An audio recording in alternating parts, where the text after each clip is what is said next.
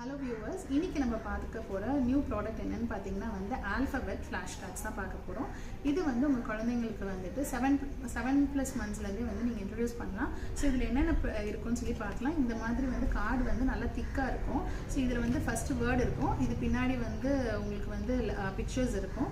So இதுல வந்து A ல இருந்து உங்களுக்கு Z வரைக்கும் கார்ட்ஸ் இருக்கும். டோட்டல் 32 கார்ட்ஸ் வந்து இதுல வந்து கவர் ஆகும்.